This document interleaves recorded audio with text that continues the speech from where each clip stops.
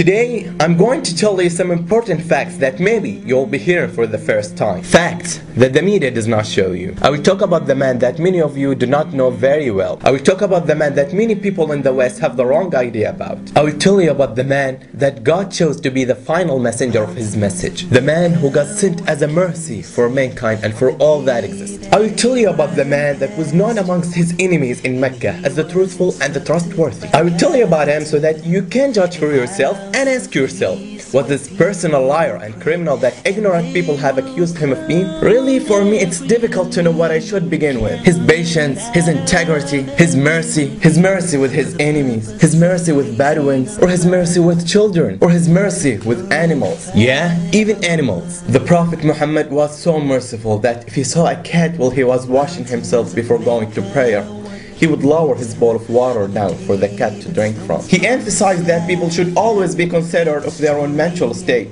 He said, do not stare at a lever, because that would remind him of his affliction and hurt him further. There was once a Bedouin that came to the Prophet Muhammad, wanted to catch up with him.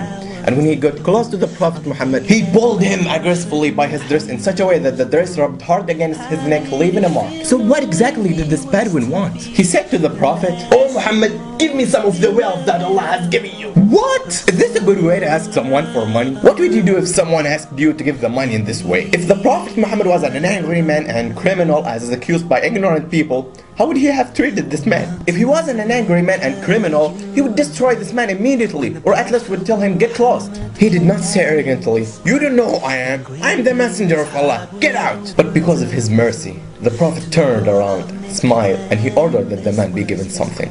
This was the manner of the Prophet Muhammad, peace be upon him. His servant Anas, may Allah pleased with him, said, "I served the messenger of Allah for 10 years. I never heard him complain about anything I did. Why did you do this or that? He never criticized me for anything at all. By Allah, he never even said to me, off." And his wife Aisha, may Allah pleased with her, said, "The messenger of Allah never complained about food. If he liked it, he ate it. If he didn't like it, he simply left it. He did not say, why don't you cook something?" He would not make problems and stress for his wife because of that. Rather than that, he would just say, in this case, I'm fasting. The Prophet was gentle in his speech, and he always spoke softly. He respected whomever he was talking with, even if this person was one of his enemies. When the Prophet began to call the people to Islam publicly, the unbelievers from his tribe were outraged because they felt this new religion insulted their ancestors and the idols they worshipped. And because they were scared of the message he brought, they decided they would approach him and offer him some things to stop his message. And they sent one of their elders called Utbah to converse with the Prophet Muhammad. Utbah got up and went to the Prophet Muhammad, and he found him sitting tranquilly. Then he came up to the Prophet Muhammad and said, "Oh Muhammad, who is better, you or Abdullah?" Abdullah was the father of the Prophet Muhammad, and he was not Muslim. The Prophet Muhammad remained silent in respect for his father. Then Utbah said, "Who is better, you or Abdul Muttalib?" Abdul Muttalib was the grandfather of the Prophet Muhammad, and he was not Muslim. The Prophet Muhammad remained silent in respect for his grandfather. Utbah started to become angry and said, "If you think that they are better than you, then they worship the gods you have insulted.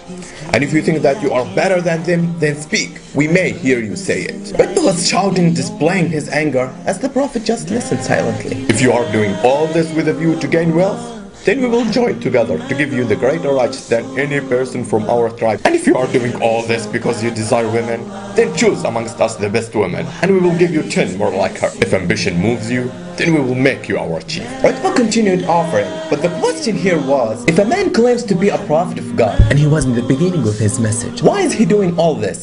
What goal he is trying to achieve? If he was a liar and not the messenger of God, why would he refuse all that? He wants fame. I would agree with you in the case of if he was in the middle of his message and he had so many followers, but he was offered leadership, wealth, and women to stop his message in the beginning of his message when he had a few followers. If he was a liar, why would he refuse all that if those things were what he was trying to get? Utbah continued to speak with the Prophet Muhammad in an insulting manner, but the Prophet did not interrupt him. After Utbah had made his offers, he was waiting for a response. Then the Prophet asked him, "Have you finished, O Abu al-Walid?" His name Utbah, but the Prophet called Utbah by the name that most beloved to Utbah, which is Abu al-Walid, despite him disrespect the Prophet Muhammad. Utbah Utbah was not surprised at the manner of the Prophet Muhammad, and he simply replied, "Yeah." The Prophet then recited verses from Quran. I cannot tell you the rest of the story because I don't want to take up more of your time. But look at how he was respectful to the one who was disrespectful and an enemy to him. He did not interrupt him and say, "Shut up, I'm a prophet and the messenger of Allah." The Prophet listened silently to him. Then he said, "Have you finished, O Abu Wali?" This was the manner of the Prophet Muhammad. He was a man who was always gentle when he dealt with people, and he is the best example to follow. This all took place in Mecca, where the unbelievers kicked him out, where they killed and tortured his companions. After his exile, when the Prophet returned to Mecca in victory, he looked around at Mecca and he looked at its residents. He reflected upon how they had fought against him, put him under unbearable stress, turned people away from him, murdered and tortured his companions. He began to pass by all the places where he was abused and ridiculed. How often did he hear in those places, "Oh crazy! Oh magician! Oh liar!" On that day, the promise God gave to him had come true, and he passed through them as a powerful leader. So how did he feel as he entered Mecca? He didn't say, "Today is the day of retaliation and I will kill you." He did not strut around with pride and arrogance. No, instead, he bowed his head in humility and reverence to his Lord upon witnessing the victory that Allah has blessed him with. He had the chance for revenge, but he did not take it out because of his mercy. This was the manner of the Prophet Muhammad. وَمَا أَرْسَلْنَاكَ إِلَّا رَحْمَةً لِلْعَالَمِينَ. Could this person be a liar or criminal as the ignorant people have accused him? And why should he lie? He didn't look to glorify himself. All that he was doing was telling what was revealed to him and calling people to worship the one and only true God. The same message as that of all the messengers before him. Noah, Abraham, Moses, and Jesus, peace be upon them all. He did not command people to believe in him only. He commanded us to believe in all the messengers and prophets, and to deny one of them is to deny the religion of Islam. بل جاء بالحق وصدق المرسلين.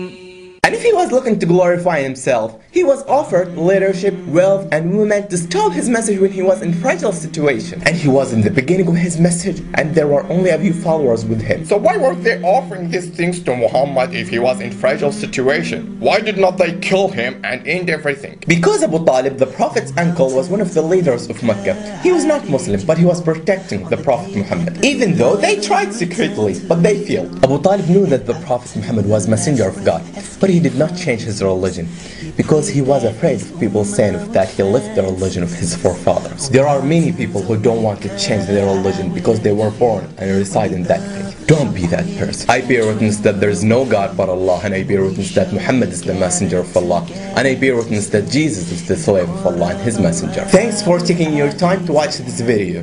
Oh, how we pray that on that day we'll be with those to whom Allah will say, peace be with you, I am pleased with you.